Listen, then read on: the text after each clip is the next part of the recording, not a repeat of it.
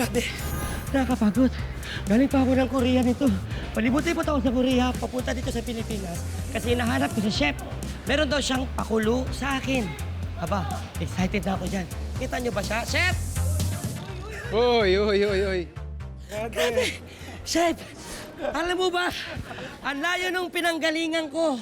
Nanggaling pa ako sa Gwangwamon, Korea. Oh, Layo? May pinanggalingan pa akong dojun doon, nabalitaan ko na meron daw tayong bagong roleta eh. Yes, sir. Chef? Yung roleta natin, Okay, eto, chef. yan yung magbibigay ng ating mga ingredients. Uy! Okay, tapos yung klase ng luto. Uy, merong So, fries, random ito, Buboy. Bahala Okay. na kung ano mapipili ng ating wrap sa roleta. Walang problema, basta Diba? walang ampalaya dyan. Duly noted. Hindi, pero actually, these days naman, this past few weeks, puro talaga ako vegetables. Oh. Kaya, I love ampalaya na talaga. All right. So, I'm glad to hear that, sir. yes. So, will you do the honors? Ay, sige po. Ano po ba ang una natin papay? Ito. Dilaw Yung muna, dilaw. Oo. Okay, paikutin Tirahin na. natin yan. Ano sa tingin mong gusto mo? Yung grill. Hop! Is two! Wow! Not once, but it's two. Pag sinabi nating stew may sabaw, anong gusto mong ingredient na gagamitin natin? Ay, chef. Baboy, manok, Alam niyo, chef, nagtitiwala ako sa'yo eh. Kung anong kaya mong ibigay, chef, yun ay masarap. o di, Kahit paikutin ano. mo na to. Oh, chef. Hop! Hop! Oy! Chef's choice! Yan! Sige, akong bahala sa'yo. Sige, Sige, chef. Chef's choice tayo. Sige, chef. Stew ng Stew. may paborito mong ampalaya. Abangan mamaya ang putang magiging resulta ng naging kapalaran ni Buboy sa rap sa ruleta na talaga namang ikinagulat niya. Siyempre, hindi tayo mapapahiya dyan. Bukod sa running man na si Buboy, makiki-food trip din today ang food explorer nating si Cheska Fausto sa Cavite para tumikim ng mga pagkaing makasaysayan. Balita ko, paborito daw to ni ating hero, Dr. Jose Rizal. Oo. Ang sinabi kasi dun sa El Filibusterismo, eto ang pinakamabuting sopas. At sumubok ng tsaang gawa sa balat ng kape. Napaka-soothing lang nung feeling niya. Siyempre, hindi mawawala ang mga putahing mabilisan pero pangmalakasan. Pag sinabi nating itlog na maalat, madalas nating naiisip, ensalada. Pero pag napunta ka naman sa mga restaurants, eto, yung kadalasan mong ma-order. Partner niyan, manok. Kung gusto mong i-level up ang iyong French toast game, gumamit ka ng milk chocolate. Exciting to! Kaya tara! Sama na sa masayang food adventure ngayong araw. Tao lang eh. Hirap rin, wala kang tiwala sa akin eh. Kumaripas pa mula Korea pabalik ng Pinas itong si Buboy para itry ang ating rap sa ruleta. At para may idea siya kung ano ang pwede naming lutuin, sinamahan niya akong mamalengke. Ano hanap natin, chef? Sabi ko nga na mismo yung pagkaing Pilipino, ang tagal nyo sa Korea, Yan. manok tayo ngayon. Pochero, pwede ba yun sa'yo? Wow, chef, parang birthday ko naman yan, chef. Special ka eh. Talaga, chef? Siyempre. Pumunta natin si chef. Guguluhin natin kung ano yung ginagawa niya. Sino na bangus na may ampalaya? Walang kaalam-alam si Buboy na ilang minuto bago kami mag-ikot. Pwede. Luya din tsaka chili finger. So, May iba kaming plano para sa kanya. ginger, Tapos, lagyan natin ng kan. Sa banana lang ulit. Bulungan kasi to. Hindi, mag-i-enjoy ka pa. O, di, masaya to. Kaya habang nasa manukan kami, si Chef Drew, pasikretong binibili ang mga sangkap na kakailanganin namin para sa aming sorpresa para kay Buboy. Kano kilo ko yan? 150. 150.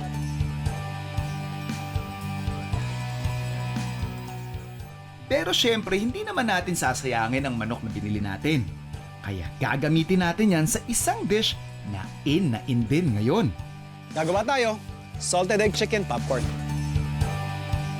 So meron tayo ditong chicken thigh fillet. Deboned na rin yan. Season lang natin to ng konting salt. And lalagyan natin to ng cornstarch. And also lalagyan din natin to ng all-purpose flour.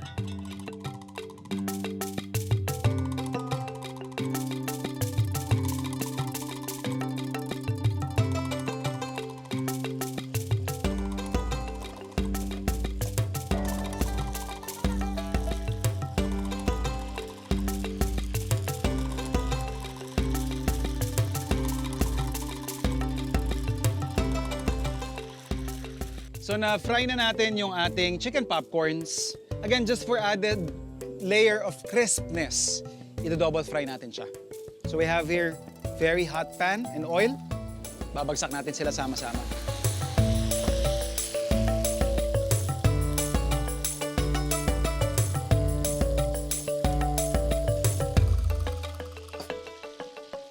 So for the second part, gagawa naman tayo ng ating salted egg glaze.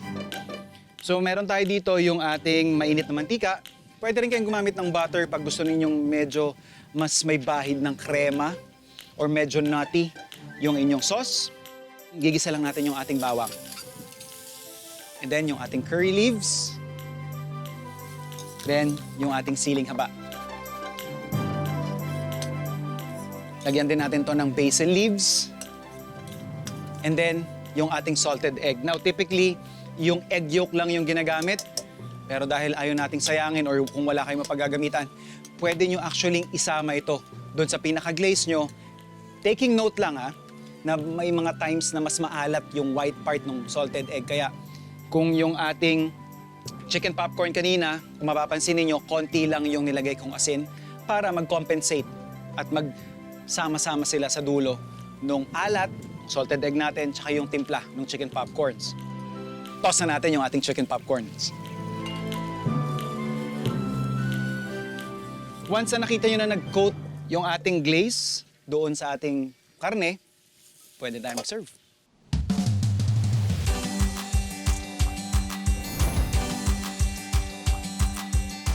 Sarap. Ano sa tingin mo yan, sir? Kanin ba o tagay?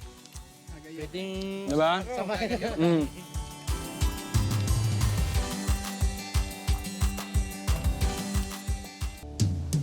Habang busy kami ni Buboy sa Farmers Market sa Quezon City, ang food explorer at sparkle artist na si Cheska Fausto naman, may kakaibang food trip sa Cavite para alamin ang ilang mga kwento ng mga pagkain may kinalaman sa kasaysayan, sa sikreto, at ang mismong culinary general ng Cavite na si Chef Chris Caraingan pa mismo ang nagbahagi sa kanya ng mga kakaibang dishes na pwede nating matry dito. Food Explorers, I am so honored na makaka-food trip ko ngayon ang Culinary General, si Chef Chris! Hello, Chef! Ayan, ano nga ba yung Culinary General? And can you tell us more about it po? Yung Culinary General, nag-start siya noong 2015 sa loob ng Aguinaldo Shrine kasi may isang importanteng tao ang sinuggest niya. Ang laki ng organization mo, Chef. Ang problem namin, ang question ko, bakit hindi ka nag-focus sa pagkain Caviteño? At that time, kilala ako sa Mindanao kung saan-saan. Bigla ngayon nagkaroon ako ng burden na, oo nga no, dapat unahin ko yung sarili kong bayan. At that time, nasa Aguinaldo Shrine ako noon. Correct. Kausap ko rin yung apo ni Emilio Aguinaldo. Kaya kaming tatlo, sabi ko nga, itayo natin Culinary Generals na nako-focus mainly on Filipino culinary tradition, heritage, yun. Kaya that time, pinag-aralan na uli namin at nirecreate lahat ng mga pagkain Filipino na may kinalaman sa kasaysayan at may kinalaman sa tradisyon. Ito yung tinatawag natin na warik-warik na pinaniniwalaan na pinagmulan na dinakdakan at maaari na inspirasyon sa pagkaka-create ng sisig. Maaari yung gumawa nun, ang sarap nun. Ang sarap, Chef! Sisig, pero mas creamy and mas malasa yung meat niya. Eto, at tawag dito is Pansit lang. Oo. At balita ko, paborito daw to ni ating hero, Dr. Jose Rizal. Oo. Ang sinabi kasi dun sa El Filibusterismo, eto ang pinakamabuting sopas. Kaya lang kung titignan natin, walang sabaw. Ito ngayon yung sabaw. Ah, separate. At traditionally, dapat ini-include. Kaya lang, pag in-include natin, masusok maigi yung noodles. Kaya, pinili namin i-separate and then, Wow! So it's also an experience, no? Habang kakainin mo siya, igaganon mo, pour mo yung soup. Wow! minention din kasi dun sa El Filibusterismo na meron siyang manok, meron siyang hipon, kabute, yan, kabuti siya. Tapos, may sinasabi doon na tiniping itlog, meaning scrambled egg. Kaya kung titigman natin, sobrang clean nung lasa niya. Walang mga food enhancer, walang mga extender. Yun. Sarap. Mas gusto namin na ipatikim sa modern Filipino, ano ba yung classical and traditional. Napansin ko naman. Sobrang rich ng broth niya. Mhm. Pero hindi siya fatty, yung ma-oil or something. Napakamalinis and lasang-lasa mo. Is this chicken broth ba? Yes, chicken and shrimp broth. Alam mo yung pag may lagdat, Yes, so yun. ito yung kakainin Oo, mo. kasi minention din ni Rizal na pinakamabuting sopas. Meaning, ano siya, maganda sa katawan natin siya. Yes. Yan, Oh, ito anong naman tawag yung dyan? tinatawag natin na 115. Meaning, 115. Actually, maraming version yan parang adobo. Kapag langka yung sinerve, ibig sabihin importanteng tao ka. Langka ba yung na-serve ko? Langka. Yes lang ka! Importanteng tao ako! Oo. Pero pag kangkong, ibig sabihin ordinary tao ka lang. Ah, Pero yung storya nun, ayun yung nagpapatunay na noong unang panahon, ganun yung ibang kultura. Kumbaga, hindi sineserve yung best doon sa mga hindi importanteng tao. Pero right now, sa modern time, hindi pwedeng hindi natin matikman. tama. I-serve natin kahit anong estado mo pa sa buhay, may karapatan ka na tikman yung mga pagkain Pilipino. Napaka-familiar ng ano niyo, chef, ng lasa niya to me. Kasi, No? oo, Tsaka parang, ano eh. yes, feel ko at one way or at some point, niluto na rin to ng mom ko for me sa amin. Comforting lang sa part ko kasi nandito sa Cavite but I can taste Zamboanga as well. Next natin, ito. Ano nga ba ito? Yeah, Dilaw siya. Kaya yung tinatawag natin adobong dilaw. At hindi naman matatawag siyang adobo kung hindi mo malalasan yung garlic. Nag-travel yung recipe ng adobong dilaw na to from Batangas going to Cavite. Kasi nung napangasawa ni Presidente Emilio Aguinaldo, yung kanyang second wife na taga-Taal, Batangas, nadala ng mga taga-Taal yung recipe na yan sa kawit. Ah, Kaya originally, Batanggenyo dish siya na right now, sinaserve niya siya sa kawit. At sa buong Cavite, kawit lang yung nagsaserve ng ganito. Kaya yung ibang adobong dilaw sa buong Cavite, mostly ang ginagamit ay chwete. But this time, eto ang ginamit dito, turmeric. ay mukhang familiar na familiar to. Oo. Ito yung chicken barbecue, or yung Zapote chicken barbecue. Napakagandang story niyan. Pinapangarap ko siyang kainin nung nung bata pa ako. Zapote chicken. Zapote chicken barbecue. Okay. Isang lugar yon dito sa sa Bacoor, sa Las Piñas, na doon sa tapat ng sinihan, yung MBS Cinema, merong barbecuehan. Okay. And then lahat ng tinitinda nilang barbecue, similar yung taste because of the sauce. Ano Ito po yung ba? sauce niya. Ayan. Yan. Sweet.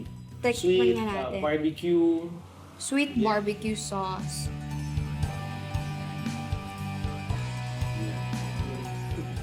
Tapos meron tayo ditong Maharlika vinegar. Ito, savory vinegar siya na magko-complement din sa chicken. Harap. Thank you. Good. Parang bitin yung isang manok lang. Yes, Dapat bitin. tatlo, dalawa.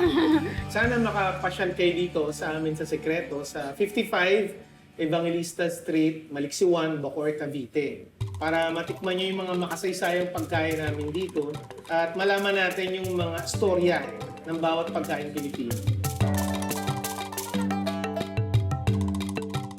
Pag mga pagkaing very Pinoy din naman ang usapan, siguradong pasok ang paksiw dyan. At yung di nyo na itatanong, napili rin natin gumawa ng paksiw dahil ito ang paboritong ulam ng tatay ni Buboy. Hindi ko lang sure kung sa bahay nila, lalagyan ng ampalaya gaya ng plano kong lutuin para kay Buboy. So habang ini-expect ng ating kaibigan na si Buboy na mga potsero, apritada yung iluluto natin sa kanya na manok, ang totoong ipe-prepare ko sa kanya, paksiw na bangus with his ever favorite na ampalaya. So, ito yung ating pan. Ilagay na natin to. For this recipe, we're using boneless na bangus.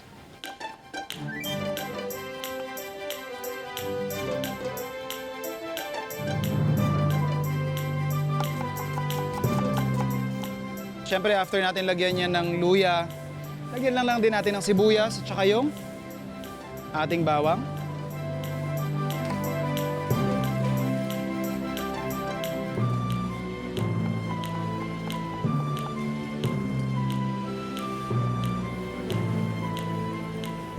Titimplahan lang natin to ng salt. Siyempre, pang kontra lang dun sa pait ng ating ampalaya, sugar.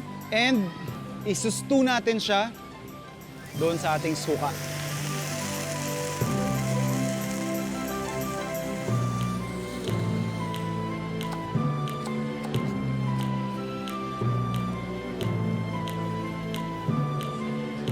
So lulutuin lang natin to mga around 20 to 30 minutes sa mahinang apoy.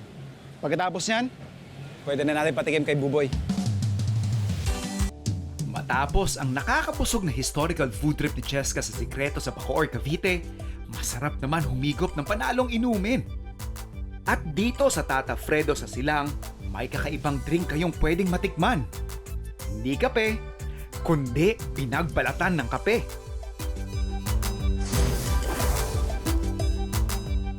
Si Tata Fredo po ay aking tatay na dating farmer dito po sa amin. So, si tatay po ay nagsimula sa coffee farming way back 1990. Yung tatay ko is napaka-people person. And itong bahay po namin ay sobrang tambayan ng maraming tao. Nagugustuhan po nila yung lugar. Along the way, naisip namin, lagi kami nagkakape sa labas and sabi ko bakit hindi natin i-offer yun dito sa place natin. And since si tatay naman ay into coffee and sobrang love niya yung coffee industry, so dun po namin nasimulan yung concept na pagbubuo ng Tata Fredo. Kung mapapansin nyo po, medyo maliit lang yung cafe, maliit lang yung space. And having a small space ay pangit siya kung medyo i-close mo. And nandito yung beauty around it. So ngayon, kaya naisip ko yung alfresco is para ma-enjoy nila yung area.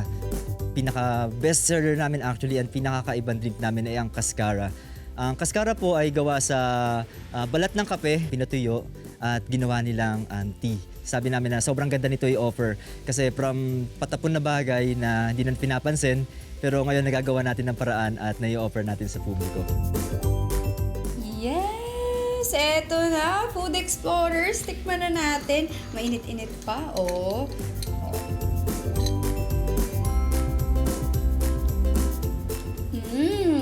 Hindi siya overpowering yung lasa niya. Tapos napaka-soothing lang nung feeling niya. Smooth. Nung una natikman ng mga tao yung Cascara, akala nila may coffee hint pa yung lasa niya. Which is actually wala na siyang lasang kape into it at ang malalasahan mo lang ay parang purong tea na gawa sa balat. Mukhang ito yung tamarind version kasi medyo may pagkatangi siya. At ganun din yung amoy niya. Yes! Ayan, so ito na ang ating iced Cascara. Ayan, makikita nyo, meron siya sa bottom na nata de coco. So it gives a more sweet taste dahil meron din tayo ditong Cascara syrup na in-incorporate which is gonna be refreshing and sweeter. Super refreshing niya, guys. Hindi ko in-expect na ganito yung lasa niya sa ice because it's sweeter. So I guess it's the cherry. At dahil summer ngayon, perfect na perfect to na drink for us to try if you wanna try something new and different. Kasi guys, bago ito, 'di ba, sa ating paningin, sa ating it's gonna be new sa ating panlasa din. Ayan, super sarap. Tapos yung nata de coco. It's perfect. Ang tema ng food namin actually ay Spanish. Kasi kaya Spanish ay naisip ko nakakalimutan na ng Pilipino yung Spanish culture eh. Kung titingnan niyo yung mga restaurants ngayon around ay iba't ibang klase na. Meron na mga Japanese, mga Italian at nakalimutan na natin yung kumbaga pinagmulan natin, yung mga niluluto sa mga lumang bahay. So ngayon in-offer namin yung Spanish para ibalik natin sa publiko na eto tayo eto tayo mga Pinoy. Eto yung pagkain na kinakain natin dati. Dito tayo komportable. At ngayon, mas nadong pinataas pa namin, in-elevate namin yung mga dishes at yun yung in-offer namin sa Tata Fredo. Sobrang nag-enjoy ako, especially sa menu nila kasi nga Spanish-inspired ito. Ayan. Zamboangueña po ako, so may Spanish blood ako. Chabacano, so puedegat ustedes anda aquí y visita na Tata Fredo Cafe. Oh, di ba?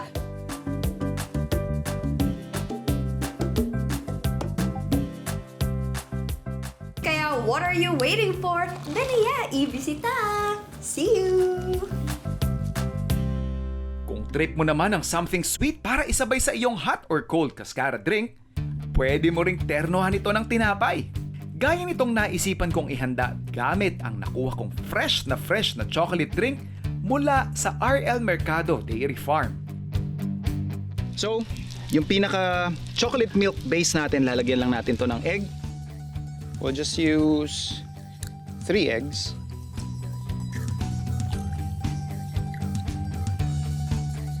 And then, gagamit tayo ng brioche bread. So kung wala man kayo nitong brioche loaf na ito, any loaf bread, any bread actually, pwede nyong gamitin for this recipe and isusok lang natin doon sa ating mixture na nabuo. Since yung chocolate milk natin has already sweetness na naitimpla doon, hindi ko na siya dadagdagan ng iba pang pampatamis unless na lang ma-strip ninyo ng talagang nanggigising yung tamis ng inyong French toast.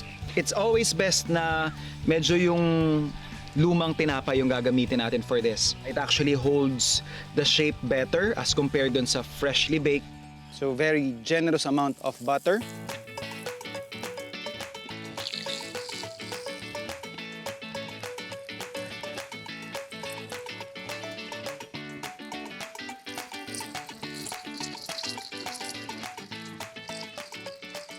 Check nyo na lang kung medyo tostado na yung nakalapad doon sa atin pan, and then saka natin i-flip. Yan, ready na yung both sides natin. Let me just remind you guys to cook your French toast over low heat. Unang-una, tandaan natin na may itlog yung ating mixture, yung sinipsip ng ating tinapay. So kapag pinuwersa nyo yan, may tendency lalong-lalo na kapag makapal yung tinapay ninyo, na masunog yung ilalim, hindi maluluto yung itlog doon sa loob ng tinapay. Meron tayo ditong canned na blueberries and then fresh strawberries. And to finish it off, icing sugar. Meron din tayong pang-accent dito na mint leaves.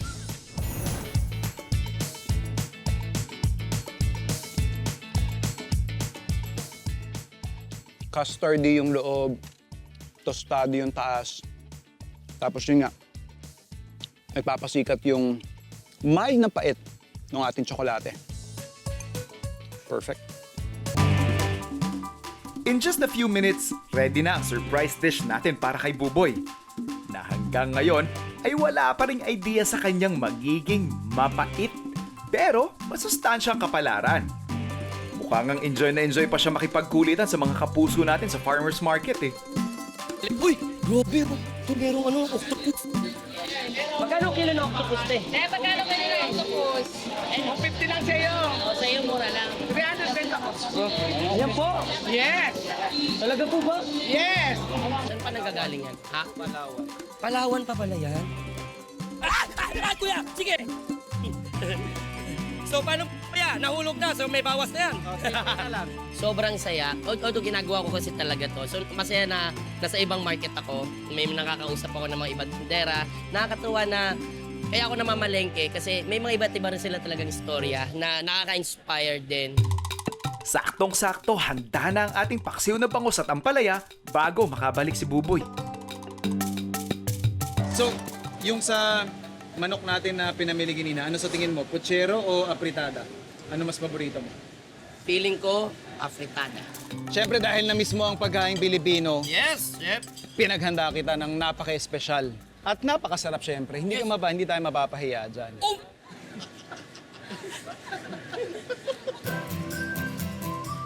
Paano yung binili nating manok kanina?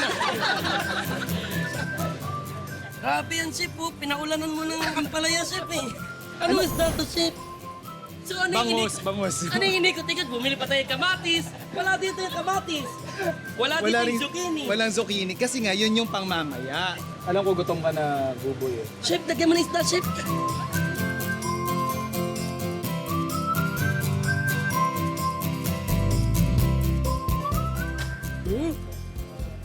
Tao lang eh.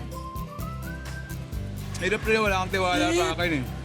Uy, hindi katulad nung kanina, pagpasok kanina, yung buwang pala yung pinakain sa akin, medyo alanganin.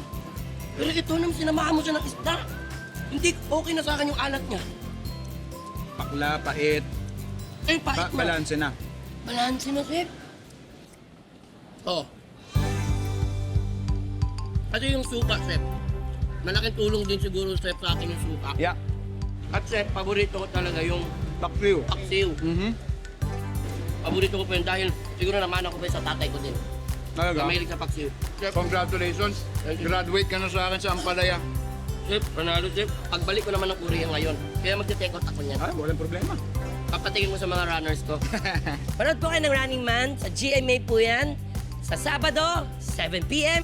At sa Linggo naman po ay 7:15 p.m. Rapsa ba? Rapsa!